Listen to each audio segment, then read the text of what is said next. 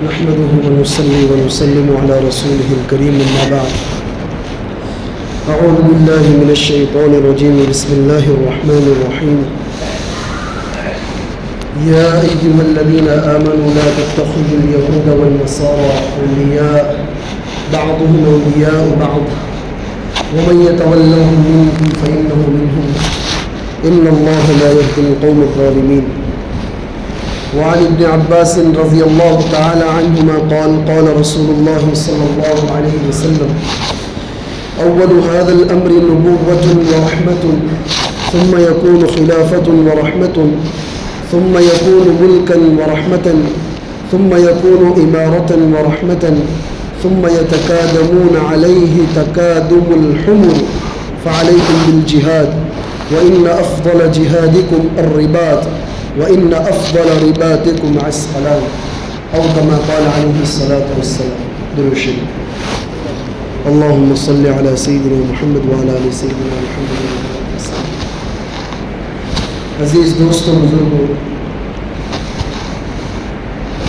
امت مسلمہ پر وقتاً فوقتاً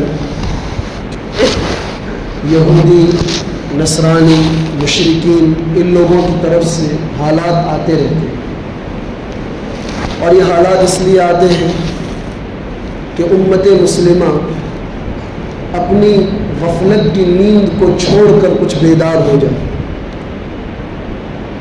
اور اپنا کھویا ہوا وقار واپس لانے کی کوشش کرے. علامہ اقبال نے کسی وقت کہا تھا کہ یہ جو ہنگامہ بقا ہے یورش بلغاری کا، غافلوں کے لیے پیغام ہے بیداری کا.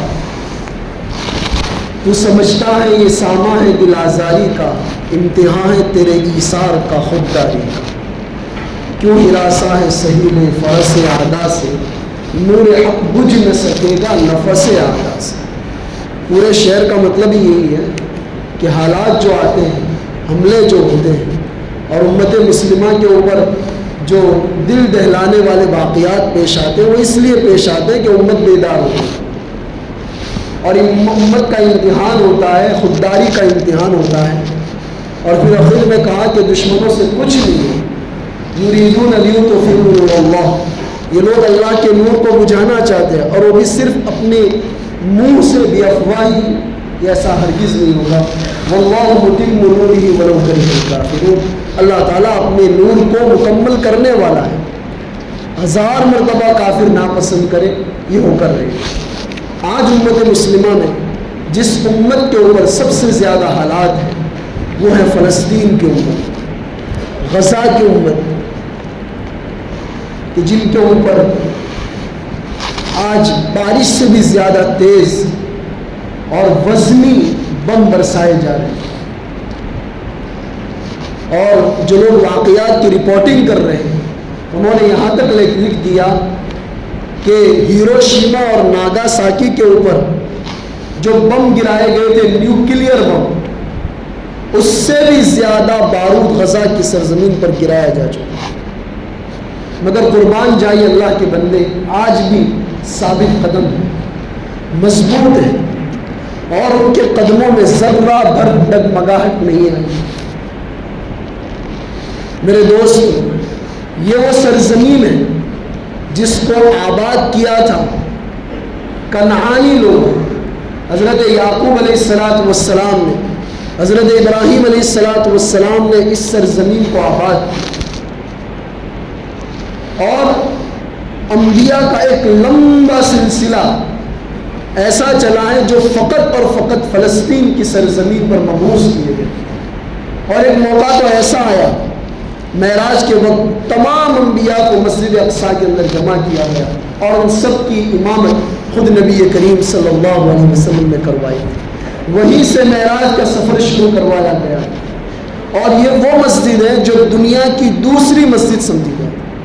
سب سے پہلی مسجد کعبۃ المشرفہ ہے، جس کو حضرت ابراہیم علیہ السلام نے حضرت آدم علیہ السلام کی بنیادوں کے اوپر اٹھائے. وہ پہلی مسجد ہے، حضرت آدم علیہ السلام نے اس کو پہلے نمبر پر بنایا. پھر جب اس کے نشانات مٹ گئے حضرت جبریل علیہ السلام نے پورا نقشہ بتایا اور انہی بنیادوں کے اوپر اس کو دوبارہ اٹھا گیا. ٹھیک 40 سال کے بعد مسجد اقصیٰ بنائی گئی فلسطین کے. کہتے ہیں کہ فرشتوں نے بنائی اور ایک روایت میں کہ حضرت ابراہیم علیہ السلام نے خود بنائی. فلسطین ہندوستان سے تقریباً 4,500 کلومیٹر کی دوری پر واقع ہے اور اس کا جو کل ایریا ہے نا وہ 28,000 کلومیٹر ہے. ہمارا گودرا صرف 5 کلومیٹر میں ہے, وہ 28,000 کلومیٹر. اور شروع ہی سے وہاں پر بہت نیک قومیں بستی آ رہی, نیک قوم, اور وہ شروع ہی سے آزمائش کی جگہ رہی. وہاں پر کچھ نہ کچھ حالات پیش آتے ہی رہے. آپ صلی اللہ علیہ وسلم کے دور میں وہاں پر عیسائیوں کا قبضہ تھا. عیسائیوں کا دعویٰ ہے کہ مسجد اقصیٰ ہماری ہے, کیونکہ مسجد اقصیٰ سے صرف 8 کلومیٹر کے فاصلے پر ایک شہر ہے بیت لحم نام کا, جو حضرت عیسیٰ علیہ السلام کی پیدائش کی جگہ ہے. اور عیسائی کا دعویٰ یہ کہتا ہے عیسیٰ علیہ السلام یہاں پیدا ہوئے تھے تو یہ مسجد ہماری ہم کو ملنی چاہیے. سال ہر سال تک انہوں نے اس پر حکومت کی. حضرت عمر رضی اللہ تعالیٰ نے سن ہجری 16 کے اندر اس کو فتح کیا اور ان کے پاس سے وصولا. وہاں سے لے کر ایک دور آتا ہے سلطان صلاح الدین ایوبی رحمۃ اللہ علیہ کا. دوبارہ عیسائیوں کا اس کے اوپر قبضہ ہو گیا تھا, بہت زیادہ ظلم و ستم ڈھا رہے تھے. سلطان صلاح الدین نے بہت کڑا سبق سکھایا اور مسجد اقصیٰ کو دوبارہ اپنے قبضے میں لے لیا. اور آس پاس کے اندر کچھ نہ کچھ ان کی حرکتیں چلتی رہتی تھی عیسائیوں کی. ٹھیک 100 سال کے بعد اللہ تعالیٰ نے ایک اور مرد مجاہد کو پیدا کیا جس کو بہت کم لوگ جانتے ہیں, ظاہر بیبرس نام کا. اس نے عیسائیوں کے مکمل تسلط کو مسجد اقصیٰ اور اس کے آس پاس سے بالکل ختم کر دیا. تب سے لے کر آج تک مسجد اقصیٰ مسلمانوں کے پاس وہی نہیں. آج بھی مسلمان وہاں لاکھوں کی تعداد میں نماز ادا کر رہے ہیں, لیکن ہے یہ کہ یہ لوگ اس کو مکمل طور پر چھیننے کی کوشش کرتے ہیں کہ مسجد اقصیٰ ہمیں مل جائے, اس کو توڑ دیں, گرا دیں اور وہاں پر ہیکل سلیمانی تعمیر کر دیں, جو ان کا ایک مفروضہ ہے. انہوں نے ایک بات گھڑ لی ہے کہ یہاں پہلے ہیکل سلیمانی تعمیر تھا, مسلمانوں نے اس کو گرا کر مسجد بنا دیا ہے, لہذا مسجد کو گرا کر دوبارہ ہیکل سلیمانی بنا. پچھلے 75 سالوں سے برابر یہ لوگ مسلمانوں کو تنگ کرتے آ رہے ہیں. یہودیوں کی آبادی وہاں کیسے بسی, وہ اصل سوچنے والی بات ہے. یہودی دنیا کے مختلف ممالک میں الگ الگ جگہوں پر رہتے ہیں. تقریباً انہیں پچھلے 1000 سال میں 33 سے 34 مرتبہ نکالا گیا. کہیں پر بھی ان کو رہنے کا موقع نہیں دیا, کیونکہ یہ شریر قوم ہے. ان کی طبیعت میں اللہ تعالیٰ نے ذلت رکھی ہے اور شرارت رکھی ہے. ضربت علیہم الذلۃ. یہ جہاں بھی رہتے ہیں یہ اپنی شرارتوں سے باز نہیں آتے. تو جہاں بھی یہ لوگ بسے کچھ مدت تک رہے اور پھر وہاں سے ان کو بھگا دیا. آخری مرتبہ 1933 میں ہٹلر نے جرمنی سے ان کو نکالا اور بہت بری طریقے سے نکالا. لیکن افسوس کا مقام ہے کہ اس وقت کچھ مسلمان جنہوں نے عثمانی خلافت سے بغاوت کر رکھی, انہوں نے انگریزوں سے ہاتھ ملا دیا اور ہاتھ ملانے کے ساتھ ساتھ اس پر بھی قرارداد پیش کی اور مقرر کی کہ یہودیوں کو فلسطین کی سرزمین میں آباد کیا جائے. جس وقت فلسطینیوں کے اندر فلسطینی سرزمین میں یہودیوں کو آباد کیا جا رہا تھا, اس وقت پورا فلسطین مسلمانوں کے پاس تھا. 94% 94% اس کا جو ایریا تھا وہ مسلمانوں کے پاس. ان لوگوں نے باقاعدہ دھیمے دھیمے اس کے اوپر قبضہ کیا, آگے بڑھے, اپنی فوجی طاقت کو بڑھایا. برٹش گورنمنٹ اس وقت پوری دنیا کے اندر ان کا سکہ چلتا تھا, ان کی مدد حاصل نہیں اور آج بھی حاصل ہے. آج بھی اسرائیل اپنے بل بوتے کے اوپر نہیں ہے. جب تک امریکہ کچھ نہیں کہتا, برطانیہ کچھ نہیں کہتا, وہاں تک کہ آگے نہیں بڑھتا. پچھلے 75 سالوں سے مسلسل اس کی پشت پناہی ہو رہی ہے اور وہاں پر یہ لوگ بسے قبضہ کرتے گئے.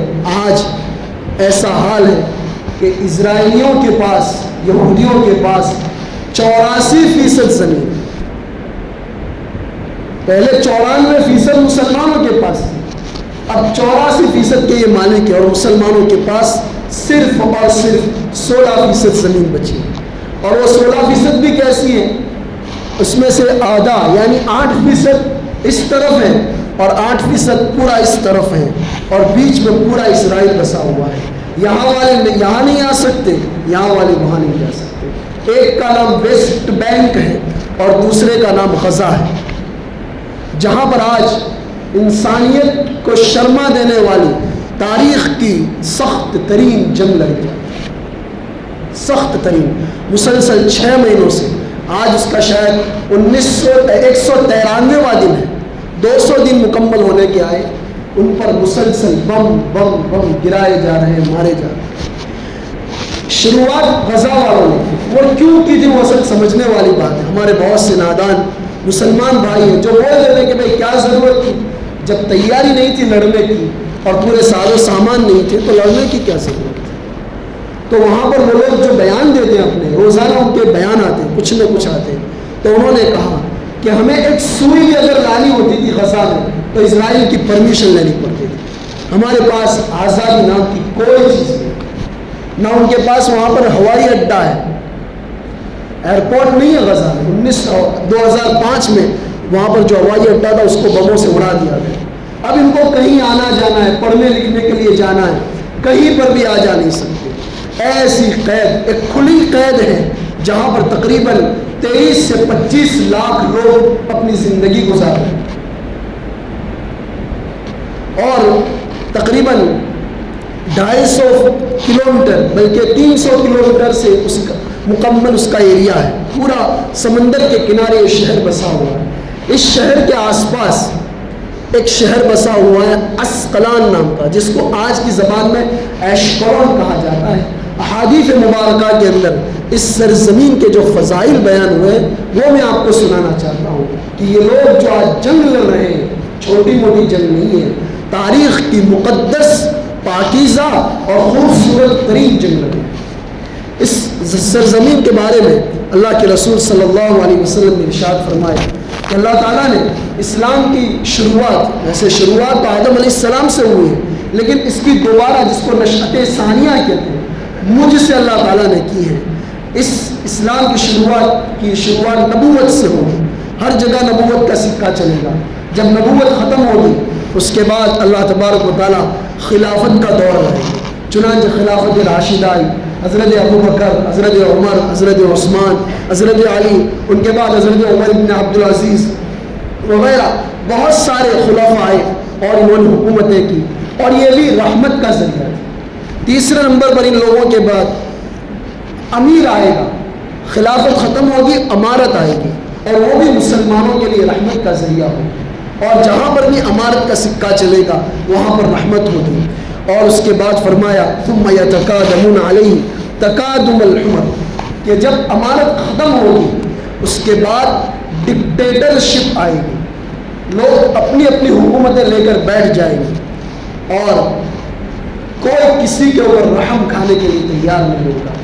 جس طرح گدھے آپس میں ایک دوسرے پر سختی کرتے ہیں، رحم نہیں کھاتے، اسی طرح یہ حکمران ہوں گے کہ کسی کے اوپر رحم نہیں کھائیں گے۔ اسی کو ڈکٹیٹرشپ سے تعبیر کرتے ہیں کہ ڈکٹیٹرشپ آ جائے گی اور اس وقت بس وہ کہیں گے ہم جتنا کہیں اتنا سنو، تمہاری کچھ نہیں سنی جائے گی۔ وہ دور آئے گا تو اللہ کے رسول صلی اللہ علیہ وسلم نے فرمایا اس وقت تمہیں جہاد کا دامن تھامے رہو۔ آج ہم مسلمانوں کے درمیان سے یہ لفظ بالکل غائب ہوتا جا رہا ہے، جہاد کا نام بھی ہم سے نہیں بولا جاتا۔ یہ مقدس ترین لفظ ہے، اور اس کا صحیح مفہوم خود ہمارے برادران وطن ہندو لوگ کے جہاد کا مطلب یہ ہوتا ہے کہ اگر جسم میں کہیں کینسر ہو جائے اس کو ختم کرنے کا جو آپریشن ہے اس کا دوسرا نام جہاد ہے۔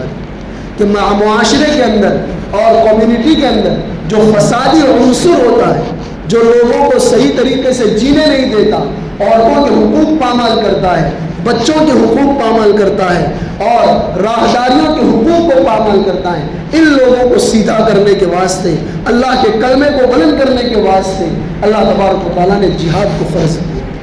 تو اس وقت جہاد کرنا، اور جہاد میں سب سے بہترین طریقہ کون سا؟ کہا سرحدوں کی حفاظت کرنا، اور سرحدوں کی حفاظت میں سب سے بہترین سرحد اگر کوئی ہے حفاظت کے قابل تو وہ عسقلان کی سرحد ہے، جو غزہ سے 21 کلومیٹر کے فاصلے پر ہے، اور جہاں پر مجاہدین بستے ہیں اور سال ہر سال سے ایک جیسی قربانی دے رہے ہیں، اور آج ان کے شہیدوں کی تعداد اسی سرحد کی حفاظت کرتے ہوئے 33,000 ہو چکی ہے، جس میں سے 14,000 صرف بچے ہیں اور اس کے قریب قریب عورتیں ہیں، اور کل ملا کر مجموعی تعداد 33,000 سے زیادہ ہے، اور زخمیوں کی تعداد 75,000 سے زیادہ ہے۔ تقریباً 1,000 مسجدیں گرا دی جا چکی ہیں، اور جو عمارتیں ہیں، عمارتوں کا 50% حصہ، یعنی اگر 5 لاکھ گھر ہیں تو 2.5 لاکھ گھر تباہ کر دیے گئے، بلکہ اس سے زیادہ گھر تباہ کیے جا چکے ہیں۔ یہ وہاں کا ڈیٹا ہے، ورنہ وہاں کیا کارستانیاں ہیں، وہاں کی کیا زمینی حقائق ہیں، اس کو ہم لوگ نہیں جانتے۔ ان سب کو سنانے کا مقصد کیا ہے؟ ہم کیا کریں؟ کیا ہماری شادیاں ویسی ہی ہوگی اور ہمارے گھروں میں وہی مستیاں ہوں گی؟ ہم ان کے غم میں شریک نہیں ہو سکتے۔ بشر حافی کا واقعہ لکھا ہے کہ وہ حضرت شیخ نے لکھا ہے کہ ٹھنڈی کے زمانے میں ان کے پاس کمبل تھا لیکن اوڑھا نہیں، ٹھٹھر رہے۔ کہا حضرت ایسا کیوں کرے؟ تو بیوقوفوں والی حرکت ہے کہ آپ کے پاس کمبل ہے، ٹھنڈی سے بچنے کا سامان ہے، پھر بھی نہیں بچ رہے، تو ایسا کیوں کر رہے ہیں؟ کہا اللہ تعالیٰ کی بہت ساری مخلوق ایسی ہے جن کے پاس ٹھنڈی سے بچنے کے لیے کمبل نہیں ہے، اور میں سب کو کمبل نہیں دے سکتا، صرف کم سے کم اتنا کر سکتا ہوں کہ میں ان کے جیسا بن سکتا ہوں، کہ اگر ان کے پاس کمبل نہیں ہے تو میں بھی کمبل کے بغیر رہ سکتا ہوں۔ اگر ہم وہاں کے لیے کچھ نہیں کر سکتے تو خدا کے واسطے IPL کو دیکھنا بند کر دیں۔ تھوڑے تو ہوش کے ناخن نے ہم کہاں جاتے ہیں؟ ان کی چیخیں آپ تک نہیں سنائیں۔ مسجد میں تراویح کے موقع پر اسکور بورڈ دیکھتے ہیں، اب کہاں جائیں گے؟ کون سی زمین ہمیں بنا دے گی؟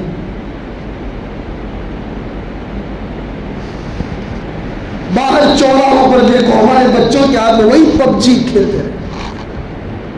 کم سے کم یہ احساس تو دلاؤ، مسجد اقصیٰ کیا ہے وہ سمجھاؤ تو صحیح۔ اس کے لیے مسلمانوں نے کب سے کتنی قربانیاں دی وہ سناؤ تو صحیح۔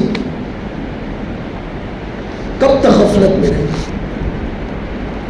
اگر ہم اسی غفلت میں رہے تو سنت اللہ یہی ہے، عادت اللہ یہی ہے کہ پھر صفائی کا دورہ صاف کر دیا جاتا ہے، سب کو پھر انہی لوگوں کو باقی رکھا جاتا ہے جو اللہ کے نیک بندے ہوتے ہیں، انہی کو جینے کا حق ہے۔ آج امت کا کریم طبقہ اور غیرت ایمانی سے بھرپور طبقہ اگر کہیں بستا ہے تو وہ غزہ کی سرزمین ہے۔ ہم بھی دعا کریں اللہ ہمیں بھی اس مشن کا حصہ بنائے، مسجد اقصیٰ کی حفاظت کا حصہ بنائے۔ یہ مسلمانوں کی وہ مسجد ہے جہاں پر نبی کریم صلی اللہ علیہ وسلم نے 16 مہینے رخ کر کے نماز پڑھی، 16 مہینے۔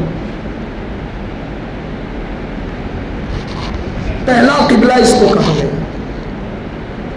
اور عسقلان کی سرزمین کے بارے میں ابھی میں نے حدیث سنا ہے، سب سے بہترین اگر اپنی صلاحیتوں کو لگانے کی کوئی جگہ ہے تو وہ عسقلان ہے۔ اس کے بارے میں اللہ کے رسول صلی اللہ علیہ وسلم نے ایک اور حدیث میں فرمایا،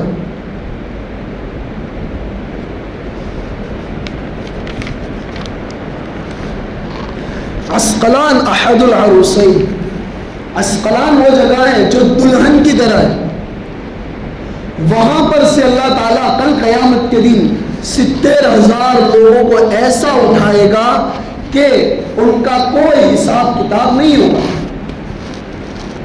اور ان 70,000 کے اندر 50,000 لوگ وہ ہوں گے جو شہادت کی موت مرے ہوں گے، اور ان کے سر ان کے ہاتھوں میں ہوں گے کل قیامت کے دن۔ اور اللہ تبارک و تعالیٰ کے سامنے وہ پیش ہوں گے اور کہیں گے ربنا وآتنا ما وعدتنا علی رسلک ولا تخزنا یوم القیامہ انک لا تخلف المیعاد۔ اے پروردگار ہم تیرے نام پر شہید ہوئے تھے اور تو نے وعدہ کیا تھا کہ شہیدوں کو یہ دوں گا وہ دوں گا، آج موقع ہے وعدہ پورا کرنے کا، ہمیں وہ ساری چیزیں عطا فرمائیے۔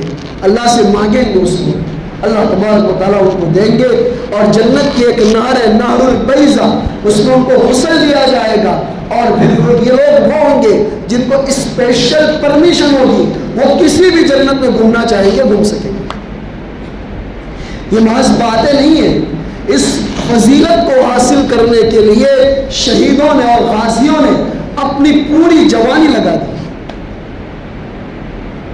اور امت کا کریم طبقہ اس فضیلت کو حاصل کرنے کے لیے مر مٹا۔ کم سے کم ہم اتنا تو کر سکتے ہیں کہ غفلت سے باز آ جائیں۔ قریب 12 کمپنیاں اسرائیل کی ایسی ہیں جو 550 پروڈکٹ ہمارے درمیان پھیلاتی ہیں۔ ان پروڈکٹ کو جانے کی یہ کون سی پروڈکٹ ہے، اس کا بائیکاٹ کریں۔ ہمارے علماء کی طرف سے پہلی بات ہم کو یہی دی گئی ہے کہ بائیکاٹ کریں، کیونکہ سوشل بائیکاٹ جو ہوتا ہے، اکنامک بائیکاٹ جو ہوتا ہے، اس کی وجہ سے ان کی کمر ٹوٹتی ہے۔ تو ان کی کمر کو توڑنے کے لیے جو بیچنے والے ہیں جو خریدنے والے ہیں، دونوں کے لیے یہ چیز ہے کہ نہ بیچیں۔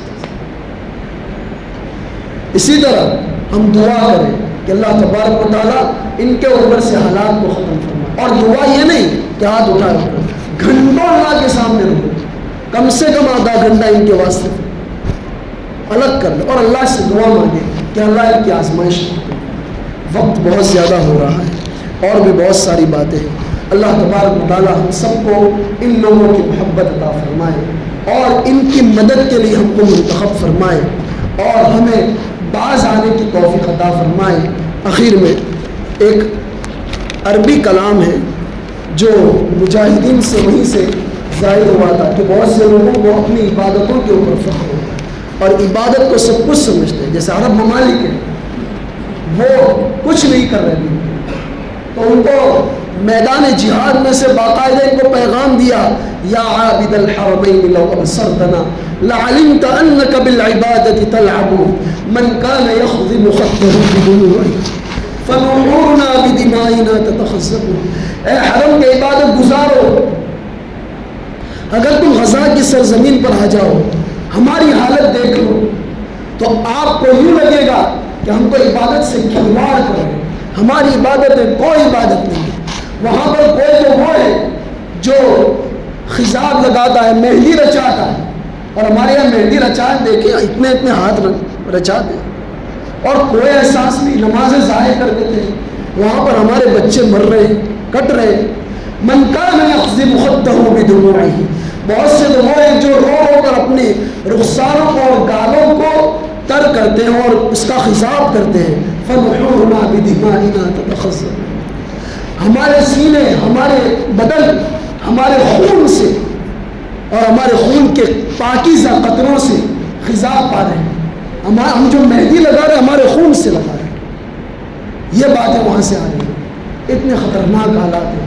ہم دعا کریں اللہ تبارک و تعالیٰ ان کے اوپر سے اس آزمائش کو ختم فرمائے اور اس لڑائی میں ان کو سرخ رو ہو کر اللہ تبارک و تعالیٰ دنیا و آخرت میں چلتا ہے، اور انہی کے ہاتھ میں اللہ تبارک و تعالیٰ زمان اقتدار عطا فرمائے جو غیرت ایمانی سے بھرپور ہے۔ اللہ تعالیٰ میں عمل کی توفیق عطا فرمائے۔